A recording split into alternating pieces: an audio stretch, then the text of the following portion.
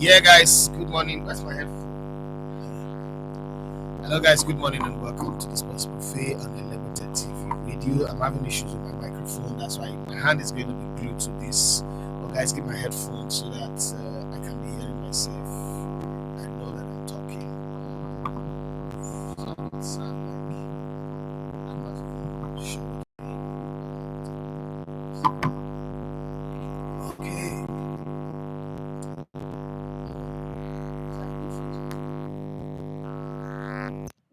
Thank God.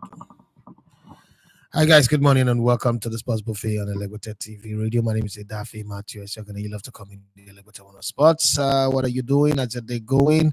What's percolating in your own end? Yesterday, Nigeria played against Uganda.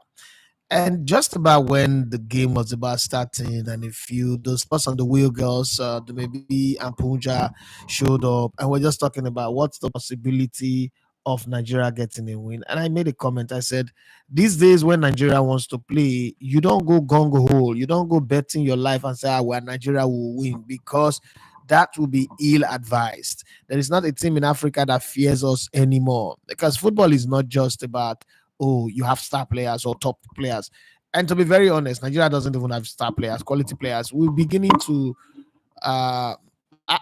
I wouldn't say we don't have the talent, because when you go to teams like Beyond Limit, teams like Ojodu, FC, Ikorodu City, I'm not even trying to go to the MPFN. I'm talking at grassroots level. That fails is as a result of the student not being good. Sometimes it's the teacher that is bad. And I hate to say this, but the latter seems to be the real reality in our national team football right now, because one way or the other, when you look carefully, you will notice that the same Nigeria is producing some of the best grassroots footballers, and they will go to maybe do one scouting program, and immediately they are signed up to some clubs and they are doing well for themselves. So how do we now, when we are selecting our national team, where people like Daniel Bamiyi and the rest of them? Okay, let me give you a very vintage example. Charles Agada. Charles Agada was in Italy for the Viaggio Cup, scored 8 goals, played in the same team with the Afiz guy that scored 10 goals and 4 assists to win the Golden Boot, and I've not gotten a contract with Brodo Glint in Norway. The club that signed him, I'm not going to sit here and assume that, oh, those people just made a mistake signing that player. They saw something. Now you have a national team. When we played at the under 17, we were not, on the races. Now we come here again to play in the All African Games. We're supposed to, do better. We even took a player from the MPFL, from Enyimba. And when I look at that, my primary thought is, but wait a minute, can we not raise a youth team, under 20 team, without needing to stress the MPFL? And there's another school of thought that will argue and say, hey, listen, there are young players in the Remo Stars team. Let's give a good example. That midfielder, Shen Odunsi, if I'm correct, Kalijaye, that's his name, right? Now, Shen Odunsi is a player. If you pick him in this team, he's got a master key. It would unlock any midfield and any defense for you. But unfortunately, that player didn't make it. And I'm sure if he had made the team too, maybe I would also complain that why are you taking a player from the MPFL. But I'm just saying, if you must take a player from the MPFL, take a player that is used to playing youth competition. Sometimes you just feel like these coaches pick players because they want to sell a player, and then they will do anything to make it happen. And that's one part of the conversation. The other part of the conversation is about tactics. So football is played in 2 halves of 45 minutes each, which is 90 minutes, plus whatever added time that is added to it. And when I was playing football, I was told that the first half is for the players, the second half is for the coach. And when you play in the first half, whatever you do, you're doing your biddings. That those are for players who have gone rogue. But in the second half, you're playing for the coach, because the coach will take the 15 minutes in the dressing room and pound you into shape if you have not even thought about it before. So there is a possibility that maybe we underrated Uganda. Not Uganda. What do they know? It's only Kasimi, the girl that is doing joke, and a few people. Yeah, we must have thought about that. I wouldn't also be surprised that we didn't even scout the Ugandans, because sometimes when you hear this type of thing, like let's just go and play and beat them and then pick up our 3 point. Those kind of confidence does come. I've been in football. I don't think that if Arsenal wants to play full or Burnley, they prepare the same way they prepare if they want to play Liverpool, Man City, or Man United, or any of the top teams. I don't think so. So it's not unusual to underrate an opposition. So let's Nigerian problem. But while underrating people, one of the things like is, if you can do the talk, you should be able to do the work. That's my belief.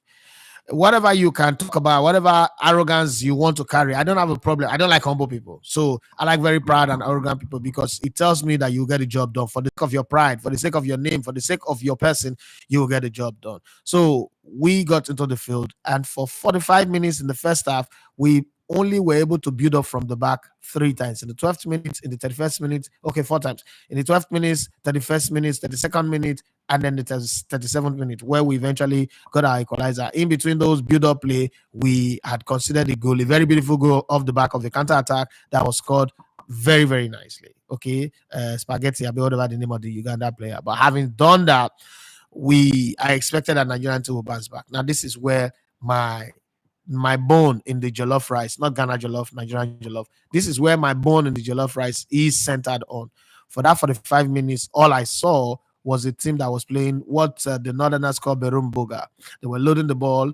Chiefest of the loaders, okay, the payloader is the captain of the team, Daniel Bami. And before people come out and say this is cyberbullying, this is not cyberbullying. This is me critically analyzing and relating the game that I saw with my own two naked eye. We no wear pants, not even G streams or anything at all.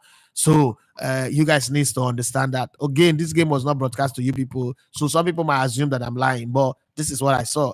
I'm old enough in the game to see a game and take it in, and you will see the video of the press conference loaded up. When I asked this same question to the coach did not argue against it. He accepted, and he gave me thumbs up, like, okay, guy, you really saw something. This is critical viewing. So I took a critical view of it. 27 times we had the ball in the first half to go forward, and it seems like the game plan was all balls to Bami. He probably won because he's the captain, two because he transitioned from the under 17 to this team. So they kind of like you could tell that they have so much respect for him. He was playing at the beginning, he started at right fullback, and then in the second half he went to left fullback, and he was still doing the same rubbish. Listen, I'm a coach. I've coached a coach, at least a UEFA B license. 5 minutes or 10 minutes into that game, I will young by me out. I don't care what anybody thinks, but it will be the first person, because I would just have noticed that nah, this guy is killing my game plan. I don't think that there's any coach that decide you must play Stoke football. And while I was sitting on the side on the bleachers and I was watching in the stands, the media area, one of the things that I was saying is perhaps because Joseph Pesero played negative football to go to the finals of the AFCON, Ladamboso have decided, okay, you know what? Let me forget about expansive football. Let me forget about entertaining the crowd. And the funny thing, even in this game, a lot of Ghanaians went to bet and bet on Nigeria to win. Well, it was sad because Nigeria lost 2-1. But I'm giving you the critical running of the game minute by minute. 27 times we had the ball to go forward in the game. Only 4 occasions did we really build up and cause threat. And the funny thing, on those four occasions, we were really a threat. It took serious defensive blocking and gusto marking and, blind faith in their togetherness in the defensive wall of the Ugandans for us not to score those goals. And in one of them, we scored. Now, in the other 24 times, let's say 15 of those balls ended up in the feet of Bamiyi. And once it got to Bamiyi, it was loading. And every time we load the ball, what you learn in professional football is comportment, ability, confidence, courage. But in the real sense of football, you learn all of these basic things in football: the ability to receive the ball, the ability to retain the ball, the ability to pass the ball, decision making. Okay, so there are times when you're caught in 4 lines, where there are 4 clear teammates that are open. But then your football intelligence comes to play, this who the best player to give. You know when we used to say that what everybody sees and what Mesut Ozil sees, that's intelligent football. Kevin De Bruyne, what everybody sees and what Kevin De Bruyne sees, or Xavi Hernandez, what everybody sees versus what he sees, or Robert Presneski. Some of you younger generation does not know that name. You will need to go to Google to search it, and you might not even know how to spell the name, so it's going to be difficult. But I give you that as an assignment. It will be nice. Okay, it's a guy, one of the few people who play football, who play the World Cup match for 2 different countries. So once you type that as a search, you will know what I'm talking about. Robert Presneski, or probably if you know this one as well, Enzo Schifo. They may have lost in the semifinals of the World Cup to a great Maradona-led Argentine team, but this is a player who have the intelligence of a god. Or Stefan Effenberg might have the attitude of a pig, but the quality of a god when it comes to playing football. And sometimes you need all of those football intelligence. And these names that I'm calling are beginning to sound like, what is this guy saying? Or probably a player like Vominia Boban. And as great as Vominia Boban, a certain Kaká, young Ricardo Kaká came in and displaced him. But when he played, he gave us some of the greatest moments of football. And it was because somebody like Vominia Boban played that we now have Luka Modric, because Luka Modric is the one who took the heir to his throne that took over from him, and it took him a lot of years to become that guy that Robert Presneski and Vominia Boban used to be. So some of you will know the country that these players are from because of the names that I'm mentioning thereafter, but you have to go do a deep dive to understand what these guys represented in football, okay, in the class of football. Now, you have a player who was doing that for 45 minutes. Then he went into the dressing room. This is where I say first half is for the players. The second half is for the coach. As a coach, first of these guys are not superstars. So you're not going to tell me that you cannot bend them. You cannot tell them what to do. You cannot warn them. I'm not talking about threatening them now. You threaten somebody that you cannot beat. Somebody that you can beat, that you can deal with, you warn them. You get a stand warning and let them know who is boss here. And at a youth competition, the coach's word is law. Not like even in professional football. I mean, you play for Pep Guardiola. Pep Guardiola's word is law. If you don't want to follow it, get the hell out of my team. Okay? And somehow these guys came back in the second half again. And in the second half, I mean, we also, as bad as we were, we also had chances to build up from the back and set up ourselves in such a way that, we could be a problem. I don't know whether we'll score the goals, but we could be a problem to the opposition. But guess what? 23 times of those moments that we had were Birimbu got the ball again. Man, so when I went to that press conference and I asked Coach Isa Lanaboso that question, I wasn't asking him because I was blind. I was asking him because of what I had seen and what my expectations are. Because again, it costs a lot to come here, and the little that I can benefit from coming to this place with such high expenses is to have my team do well and progress in the tournament, not my team playing the kind of football that I saw them play yesterday. But again, the joy of football is that at so many occasions you would see where teams start a tournament horribly, terrible. Nigeria was beaten in just 95 goals to 1 in the first game. It didn't stop them from going on to become a better team and playing in the finals, losing 1-0 to the same Rabamaja-led Algerian team. But what's my point with this? My point is the fact that they can, shake their articles and then come back stronger and better than they were in the first game against Uganda. So there is still South Sudan to play. There is still Senegal to play. Senegal won their first game against South Sudan, 1-0. So there is still a lot to go through, a lot of basket to go through. And believe you me, I am hoping that they will go through that and come out better in the subsequent games than they did in this game. But I am hoping that they will change the way they play, because the kind of anger that I feel on this International Women's Day, I wish YouTube would allow me to play music. What I would have played would have been Strength of a Woman, to dance and jive and feel good, wonder how this world was made. I wonder if God is a woman. That line is always exciting, especially when I think about my amazing and wonderful mom. But hey, let's talk about the Uganda team a little bit. Come on. The Uganda team, okay, so the press conference, that thing that I hate to hear in any press conference. That, like any press conference or any interview of a coach, once I hear it, I am pissed off. So I went into this press conference, sitting in the front, crossing my leg, looking at the CAF official, the female that was in charge of the match.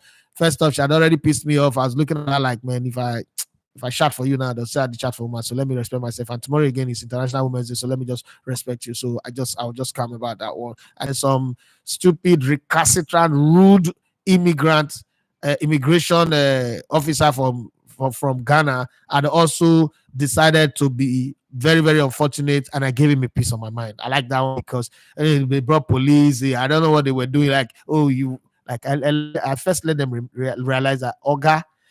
He said, "Do you know who I am?" I said, "Oga, you are nobody. I don't know you who you are, because if you are somebody, I would have already known you. I don't know who you are, but whether you are a soldier, whether you're immigration officer, I don't bloody care. One of the things that I need you to understand is I come into this country legally. I applied for accreditation, I got it, and I passed through all of the checks, and I was found worthy enough to be here. And right now, as I'm in your country, plus or minus over 10 million naira of my hard-earned money is going to go down. And all of those money will go into the accommodation, the food that we will eat, the cab driver that will take us, and every other thing, the data, the expensive internet that we're buying here.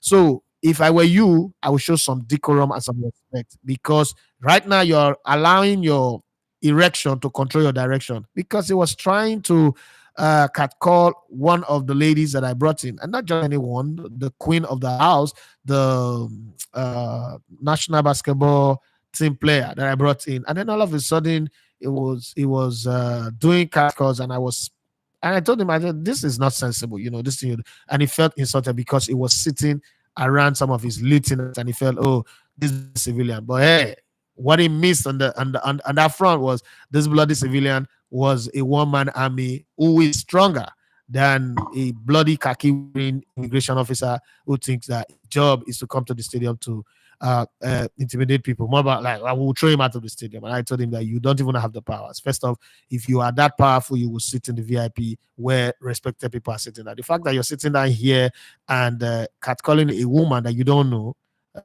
really shows what standard you are. I don't know if this is how people behave in Ghana, but in Nigeria we don't behave like that. So let's come back to the presser for the coach. You would, after this show, you will see it uploaded. You will also see the content celebrating women in sports on today's International Women's Day, and I really do think that Euphoria, George Ojabilu, and our superstar basketball player turned media personnel, Teresa Magdagosos, did a great job, in celebrating some of the top women in sports on this day. And that doesn't mean that if your name is not called or not mentioned, it doesn't mean that you are not worth celebrating. We just don't have the luxury of time to put up an hour-long video, but all of the names I was mentioned, including the women that are not mentioned, are all well celebrated. So please, when that video is uploaded, do well to comment and celebrate other women that deserve to be celebrated, and they don't necessarily have to be in sports. So if it's your mother, your sister, your auntie, your daughter, and you feel they deserve to be celebrated, go to the comment section, write their name, and celebrate them as good as you can. This is not the day where you speak negative about women. Then let's come back to the pressers for the Uganda coach. Man came in looking all poised, or not arrogant. I like that about him. He was calm. He was gracious in victory. He was not over the top. He was not Ateta-ish or Jurgen Klopp-ish, but it was okay. He was very, very gracious, humble in victory. I don't think I would have been that humble in victory if I beat Nigeria. No. I will come in with swag. I'll come in with attitude. And so he came in, and the question was ask of him, what was the plan? And then he did that thing that I just don't like. Okay, that thing that pisses and disgusts me. I want to thank God. I want to thank this. What did you fucking do to win this game? That's the question they ask you. They didn't ask you who you want to thank for this victory. But hey, he spent the whole time thanking and thanking and thanking and thanking. He ended up saying everything but answer the question. Well, that got passed. And then so you could tell that the coordinator of the pressers, I was raising my hand. Every time I raised my hand, she would ignore me. I was asking only Uganda journalists. CAF, you better teach your people very well. They played against Nigeria, and the coach deserved to also be drilled by Nigerian journalists, but didn't give one single Nigerian journalist a chance to ask question of the Ugandan coach. And I think that, for me, was the bad side. But then it was good. They talked about how they've been together for long, talked about how they lost to Nigeria in CAF Wafu Cup before, and the goal they considered was an own goal. He made sure he pressed that in to let you know that Nigeria didn't score against them, and that it was always going to be sad for them if they had lost the second time to Nigeria. The meaning that they came to this game knowing that they were not going to lose. That's very sad anyway. And now to the coach that took the Nigerian team, Issa Ladamboso. He's my friend. So I'm not here. This is not beef. This is not cyberbullying. But I think that Issa Ladamboso have been around the junior national team long enough for us to not say, you know what? Well, it's about time you go inside the offices and be working or do something else. I know. This is me. I'm talking about somebody's source of livelihood here. So, but this guy has been like over 30 years in coaching job. And it's about time. It's not won anything. Every time he's taking the team, things have been bad. This is his first game in the tournament, so I'm not saying he cannot win. He can bounce back, win the remaining 2 games against South Sudan and Senegal, and go all the way to the semifinals, win, and then go all the way to the finals. But if I go judge by the way we played and the lack of inventiveness, the lack of tact, the lack of sense, the lack of tactical awareness, and the substitutions didn't make any impact, I'm almost, and against a Uganda team. But Uganda team were good. The number 11, number 7, the entire team. When they defended the pack. They know what they were doing. When they attacked, they also attacked in pack, and they knew what they were doing, which is very, very unexpected from a Uganda team. I mean, we know them for athletics, we know them for Kasimi and comedy, but I don't think anybody know Uganda for football. If you ask anybody now, say name one Uganda footballer that is famous and popular. Maybe some of you remember Otieno, and that's where it ends. And Otieno is a very common name. Francis Otieno, if I'm not mistaken, very common name. And talking about Francis, that's the crux of the matter. Today, it is Anthony Joshua versus Francis Ngannou. Okay, the boyhood dream is now becoming his adult reality. This man dreamt of boxing, wanted to box his way out of poverty, but it didn't happen. Journeying through Nigeria, through Agadez, Dokuru, Libya, and on multiple occasions, it was caught on the high sea. What mentioned bad luck? Okay, 4 different occasions, and he was deported. Then eventually he got to France in Paris. He was locked up for a couple of months. He was released, and he was sleeping on the street. The story of Francis Ngannou is all massively different. While the story of Anthony Joshua is a boy whose parents felt they were rich enough, and he started the jackpot pretty early, and he had living in the Watford area of London. He lived a good life, middle class life. Anthony Joshua cannot come here and tell me that he was suffering. Okay, as a child, yeah, live an average life, a middle class life, and things was good. And then he represented the Great Britain or British, as my younger sister used to call them, in the Olympics, I think in London 2012, if I'm not mistaken. And then from there on, he's gone pro and is being regarded as one of the baddest boxers. Okay, it's not the baddest. The baddest still remains Mike Tyson, one of the baddest boxers of his generation. And they say that he's the best at finishing the job, but lately we've not seen that. Twice against Alexander Usyk and Ruiz and a few other boxers. And we're waiting. Maybe this will be the moment. But I want to lay the cards down. I'm one of those people who felt that. So I've always said that in boxing, the favorite is always the favorite, and the only way to be the favorite is to knock them out. If you take a favorite to the point, you will lose. And the way boxing is, when Francis Ngannou fought with Tyson Fury, the irony of that fight was that Tyson Fury was named after Mike Tyson. Later up to the fight, Mike Tyson elected to train Francis Ngannou.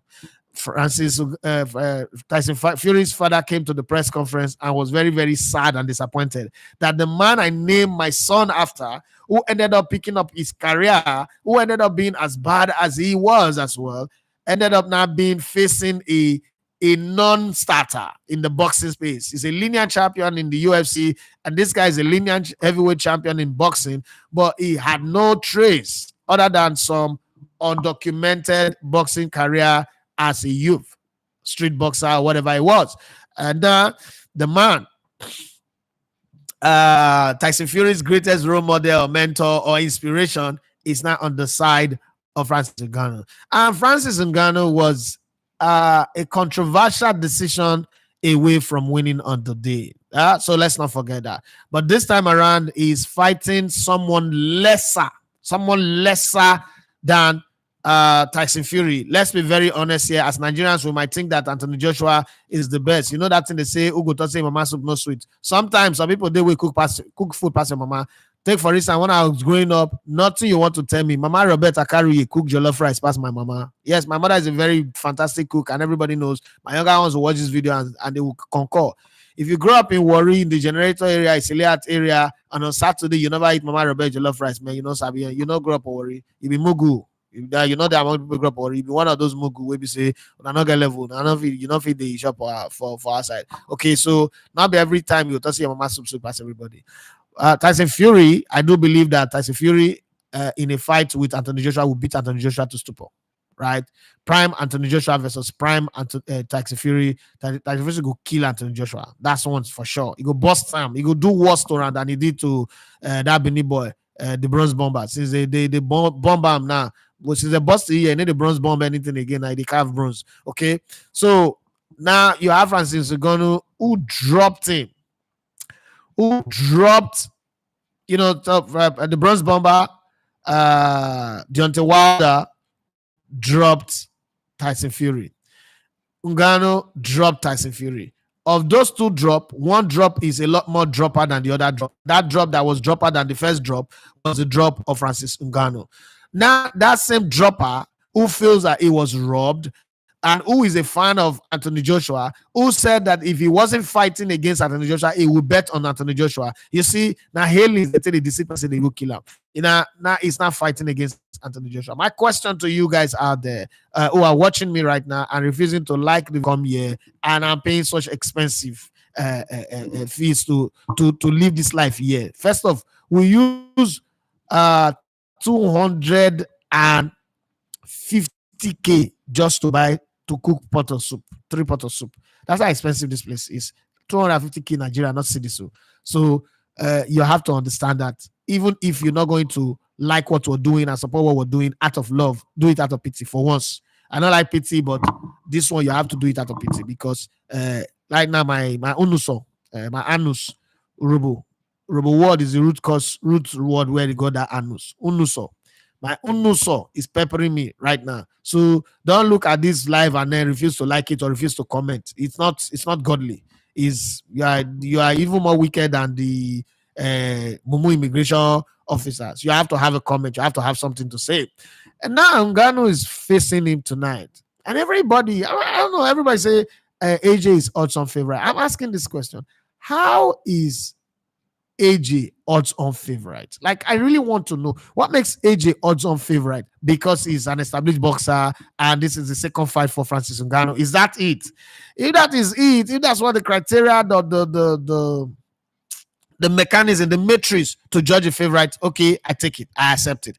But other than that, I will not be able to, in good faith and in good conscience, be able to bet on Anthony Joshua beating Francis Ngannou. I don't know where the whole talk is coming from, but I watched that fight, Francis Ngannou versus Tyson Fury, and I was saying to myself, but all of a sudden this guy's got leg work, and maybe he doesn't defend as well as the money man is Mayweather. And when people say Mayweather is a boring boxer, it is in those fights that you will realize that, defense in boxing is greater than attack. Mike Tyson is the attacker, is the guy who will beat the wishes and beat the angels. But you see, with that, he also got beaten, because in attacking, the thing about attacking is like football.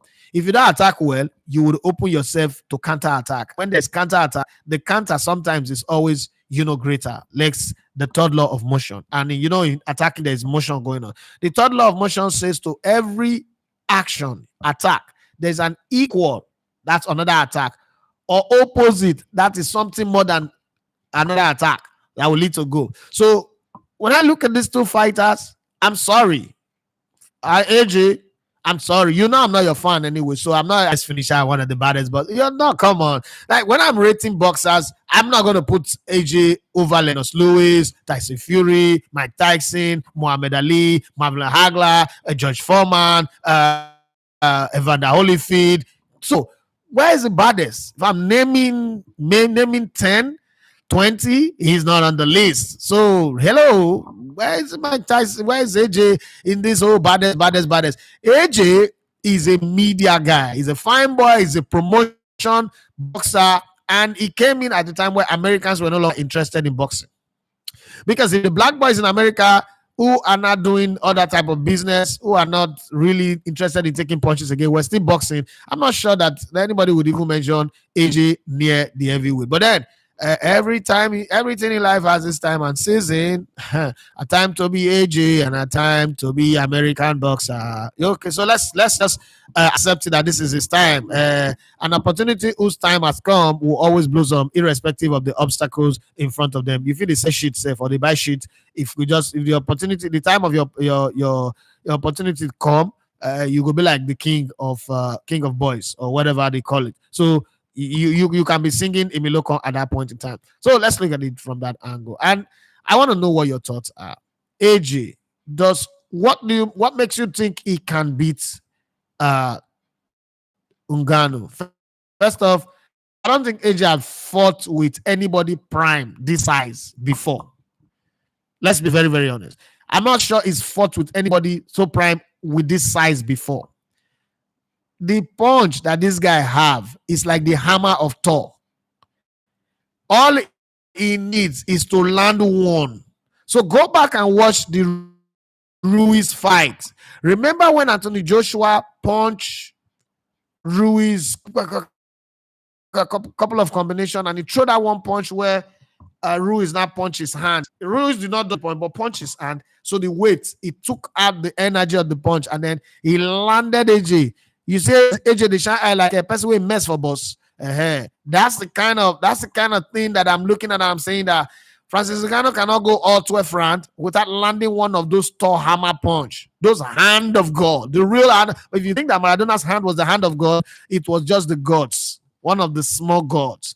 This hand of Francis Ngannou that have investment of many years of anger, many years of frustration, and the match that they already robbed him against Tyson Fury, you would know that tonight, Francis Ngannou, let me talk like Nigerian men of God. Francis Ngannou would meet, what is his name now? And Anthony Joshua at the point of his need. What Francis Ngannou cannot do does not exist. AJ, you will meet a punch today. You will see something. Can you smell what the Cameroonian monster is cooking? That's the kind of question I need somebody in AJ's camp to ask him. I know that he's a Nigerian. No, it's not. It's a Briton. Anthony Joshua is a Briton. If you look at the African and Nigerian tattoo on his hand, you know that now amateur artist night one. Yeah, it's this caricature drawing. So don't come and be telling me that it's a Nigerian. Should stay in the British. When they beat him today, I'm with Francis Ngannou. Francis Ngannou was robbed against Tyson Fury. I'm not sure they are going to rob him a second time. They will do it this way. It's Africa versus Africa. Let them kill themselves. But we will see what goes on. Well, let me read some of the comments that you've dropped here. Today, I choose not to talk European football. So if I want to beat me, Monaco beat me. I did here. Aseko to run says, I'm the first to like. Oh, good morning, boss. Thank you very much for liking and being the first. God bless you. I wish everybody copy you like that. Christian Anomiezi, if liking this video not be good, people want to celebrate being the first to like. Why some of them are just choose una go view this thing, una not go like her. And then some of them not say una come here every day. Una not go invite somebody to follow una. Like, can't you just do evangelism for this work that we're doing here? You think it's easy? It's not easy. Christian Anomieze says, good morning, boss. If that Ngannou turns up the way he did in his first fight against Fury, which he won but was denied the win. Oh, God bless your father there. Your head is very, very correct. Moluabi, that's what you are. Like you are the Odogu of your community. You can see. See, let me go back again to the beginning. Let me go back to the faucet origo of this comment. Let me go back to the Genesis before Genesis chapter 1. Okay, let me go that when the darkness was hovering over the face of the earth. Let me go back again. Christian Odogu Omoluabi Okubeku Obevawan Anomiezi of the whole Indigbo community of the world. Yes, he said, good morning, boss. That's his new name. If you know, like, I pack your face. He said, good morning, boss. Good morning to you. If that Ngannou turns up the way he did in his first fight against Fury, in bracket, which he won but was denied the win by the judges, he will leave AJ with bruises. So to be forewarned is to be foreharmed. My mother say person wey train kill, not be the train kill am o. Na e ear kill am. The medicine wey they take dey cure eye, they put pepper inside. E no guy be. Yeah. When woman finish doing transmission, when woman finish doing who were we not here when we were doing were we then they use water when they take wash pepper till they wash transformer. Because if come in the sweet, the coming where she will come after that washing, she will come to the Lord. She will come to the house of the Lord. She will need Indaboski Bahose. She will need Ganduka Gadoshi. Like she will need Levase Fareh. She will need something. Kenny P, he said, good morning, Elegota TV. What TV channel are broadcasting the All African game? GTV, Ghana Television. Okay. Olafat, he said, boss, good morning. You let that yeye man know in position. You not tell him where you come from, make it the sand for him. I let him know. He was, he was trying to intimidate. I'm an officer. I'm like, well, that's why you have no business being here. You have, I said, you are bloody, and so what? Is this officer's game? Is this place? Does this place look at an officer mess? Who you are an officer? Who your officer help? I said, listen, I show him where my credential in my room. I said, listen, first of all, let me first educate you in case you're not informed. Because to be very honest, you don't even know anything about these games. This is the All African game being given to Ghana as a privilege. Because what it means that the whole of Africa will gather here in Ghana and contribute to your commonwealth. Like me now, I took 10 million plus in my own country's money to add value to your economy. Whether you like it or not, that money goes into this 3-bedroom apartment. I said the 3-bedroom apartment that I rented in an area there, I'm not sure you can afford to stay for the next 1 month. And then I'm buying food already. I have a 2 cabs that's carrying me and my equipment and my crew around. All of that add value to your economy. None of those is adding any kobo to my own country's economy. So don't come here and tell me you're officer. Warn yourself. Warn yourself. Do you know who I am? If you are somebody, you go there for VIP, where those highly respected people do, where they serve good food. Like me now, I'll go to where I'm sitting and they will come and serve me. You are here, you go buy gala shop. Don't come and be telling me, do I know even if for the immigration soon, I ran boy you be for immigration. Because if immigration guy come here, they'll usher them in. It's that you're sitting here and doing cat call for woman. It's how irresponsible you are. Man, you're an insult to the uniform that you wear. Well, I don't blame you, it's Ghana. That's how Ghana people are. I don't blame you. And then that was the one that pissed everybody around. I said, that's how Ghana people are now. See, I'm in Nigeria, I'm here, I'm talking, you are even trying to harass me. Ghana, for football, the one thing that we're together, that we're trying to measure. You guys are so falling. We are falling, but we're falling to the level where we lose finals and we're complaining that the football is boring. You people are falling to cartoon characters. Ghana now is in the level of Madagascar and Comoros. That's where they are. Those 2 names, we know them for cartoon. We don't know them for football. Comoros will be like a doctor's prescription. They beat Unakama for AFCON. Madagascar. Jesus Christ of now. Jesus Christ of Ogbona Bali. And then they can talk to us. What insolence? What disrespectful rubbish? What mosquito malu shit bumble clock bastard? Let's read the messages of good people in my community. Olafat boss say good morning. Okay, I have that covered now. Prince attacks. He said, but we can't rule out element of surprise. Yeah, for who? Element of surprise for who? For AJ or more than they push shots on defined comments that are ambiguous, that are just porous, like basket we won't carry water. Let's get the details of that comment. 69 football. He said, I don't see Joshua defeating Francis for the win. Okay. All of that, he said, first of all, boss, the strength and things Ngannou has faced make him thick and tough. Ngannou's ability to know how to use his punch will cost AJ. The only thing that can help AJ is that his number 1 touch. Okay. I think I like this one. I like the way you put it. AJ have something. AJ is a master in the boxing ring. Francis Ngannou used to fight in the octagon, used to fight in a different type of ring, and the type of movement they use both hand and leg. They dive on people, they fall you down. Sometimes, when I see all these MMA people, these UFC people come into boxing, I'm always tempted to say, get the way you go attack them small, they go throw the leg, to find the discipline to stay on the new track. When you're used to dancing on this other track, it's not easy. It's not easy. When a club girl, a stripper, repent, go church, and you go put her for choir, you know that the dance step will reveal some things about her past. For boxers and all these MMA fighters, I salute them, because I've not seen boxers cross the divide to go do like consistent. They've done exhibition games, but to go do roller, I've not seen boxers do it. So for these MMA, UFC people to cross over to boxing and being able to keep their discipline and their shape, man, I respect them for long.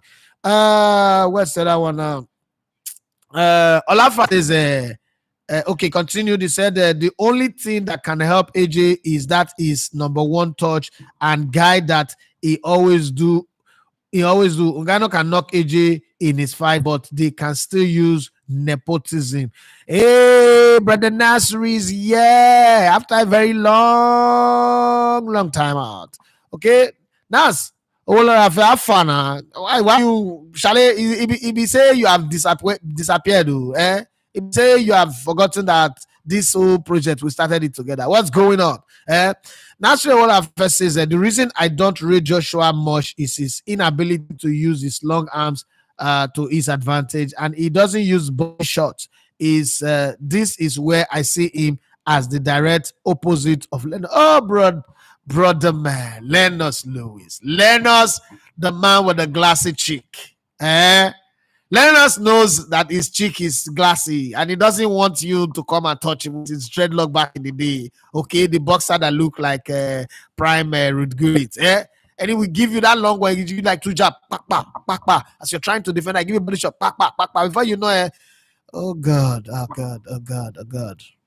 Rahman came and knocked Lennox Lewis out. Lennox Lewis, respected man. It's like, it beat. That's I can't make excuse. He knocked me out. But he said it nice. But I'm glad we have a rematch clause in this fight. And to my fans, I am sorry. I apologize for disappointing you guys. But you know that one of these things happens. We are going to have the rematch. Lennox Lewis. A name you call so, bros. Baba. Lennox Lewis. Leave AJ. He's not a fine boy. Our DJ copy did one. Demola Ibrahim, I'm going to say, I think AJ will last 8 rounds because that guy fight against Fury. Maybe he won't say he will not last 8 rounds. Not be here. They just rob him. Iyamu Patrick, my brother from the Benin side of life. Okay, when you're Iyamu, you cannot take that name to another state unless something is wrong. It's a 50-50 fight for me, but I would go with AJ. Really? You go with AJ on this one? Well, it's possible. And that's really where I first showed up again. He said, Francis, remind me of Mr. President, Ike Ibiabuchi. Absolutely. You like I was watching him and I was like, man. But the only difference is that Mr. President is brutal. Have the brutality and fatality of Mike Tyson. Francis Ngannou, my problem. So this is one of the weak points of Francis Ngannou is that he's acting like a child in a candy shop when they bring him to boxing. Okay, so I can understand. Again, through the past of any man, you can reveal why their presence is like that. The universe, it nurtures and shapes us to become who we are. That's why they say that the man is a product of his environment. You know, when he was fighting MMA and doing all those UFC things, he was being robbed. For people who say, but you sign a contract. Well, a hungry man with talent is somebody that everybody would take advantage of. So when he decided to do his own thing and break away, all them Han and all the people, the Illuminatis of boxing, of fights, said it's not going to happen. But you see, you cannot deny his talent, you cannot deny his size, you cannot deny the fact that he's a showstopper, he's a crowd puller. And that's what the sport needs. Okay, so Saudi people are very, very interested in him. Now, I think that some of the money that I've been paid to him, I've made him forget his sorrows. I made him forget the traumatic experience of passing through the desert. So one day we're going to be on this show and we'll talk about that desert. Now, people jackpot very easily. People don't. There is no more stowaway. So I grew up in Warri. There is a seaport called MPA port in Warri back in the day. So try and understand this. So there were three things that was very, very common in the abroad revolution of the 80s and into the 90s. One was find a way to go and work at the airport, the seaport, and stow away.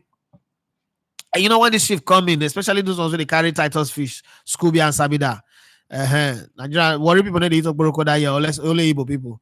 So that was the fish that everybody was, focusing on. And when that one come in, MPA will now employ a lot of wharf rats, all those boys, to come and offload to make it faster, right? They could take 200 people in to work. When they finish, maybe only 150 people will come out. Another 50 people don't dodge, enter Mahu, enter somewhere. Like they don't even know where the ship is going. No, you might leave Nigeria and the ship will go and dock in Vietnam. When you come out in Vietnam, that means you leave prison to hellfire. But hey, they suffer at the abroad. From there, they can migrate to somewhere, right? And then there is the Oga Patapata of them all. That 55,000 green card lottery every year. Nigerians were good. I mean, I started the cyber cafe revolution. So I'll tell you that I know how many people from Delta State that are in abroad now off the back of my cyber cafe back in the day. That's another group of people. Then the third one, that's, whenever I heard it, my younger sister did the movement. So this one, I know people that Peter Ojuko there. I know people that follow that route. So not be say maybe they tell me from far. People that I grew up with that went through that route. But maybe because traveling was a regular thing in my life growing up, I didn't want that. I didn't even see life like that. But people will be looking for map, and the people who always get that map now Benin boys. So somebody will go to Benin, before you know, you go Wire Road, you come back, you get the photocopy, and you go tell you say Tifam with Dodger. Then you see that map, Nigeria to Meduguri or to Kano to Katsina, somewhere. Then you go Agadez. They tell you all the story of how to hide money, how to get water. As you're going, you see dead body on the road, you see skeleton on the road. Even though it looked like, say, Idris Abdulkarim for Honest Bunch was not honest, he exaggerated it, say he sees skeleton in the wrong. But how can you argue against what you see? The figment of people's imagination, you cannot argue against it, long and short. But now I'm looking back and I'm like, I still hear that people in 2024, people are still going through that route. I don't really think that there is enough suffering in Nigeria to warrant that kind of choices. Some of these things is just because others are doing it, let me do it. Like there is no way. There is no way in the world. Would it's never happening. Huh? But hey, it is what it is, So for Francis, I think that the kind of money that you are seeing and the circle that is, this guy is rolling with kings. So sometimes he's taking his frustration, he's holding his hand back because that guy hand. Have you guys seen the size of his hand? I grew up with so if you grew up in Warri, my stepdad one palm, now two of this one, two.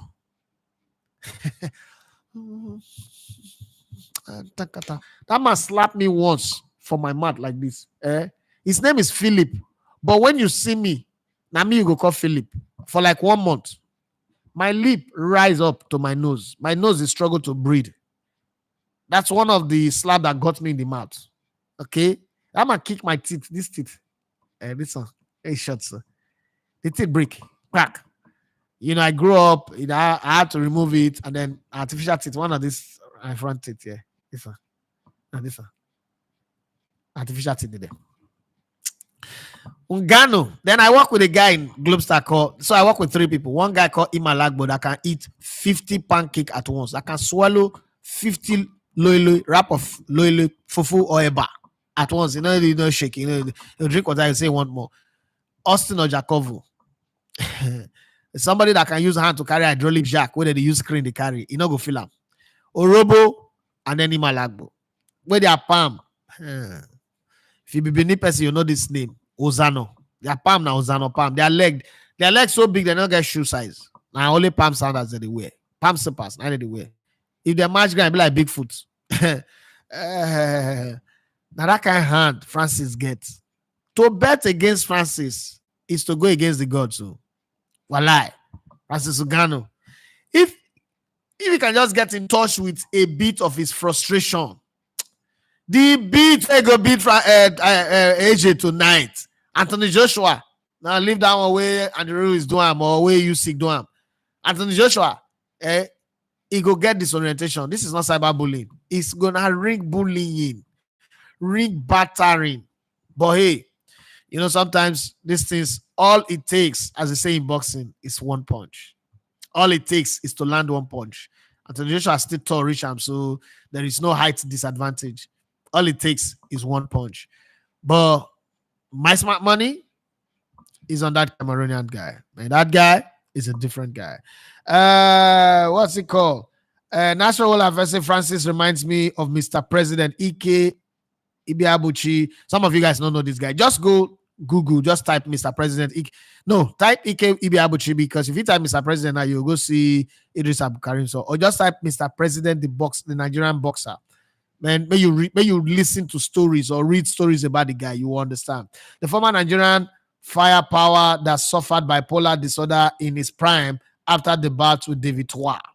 Right. Olafat is my last comment today before I pack and go and start preparing for the opening ceremony of the All African Games, the 13th All African Games. Olafat say, boss, some are still leaving Nigeria to go and suffer ×2 in Europe, but they can't come back because of shame. Yes, I saw some when I went to Europe just now in France.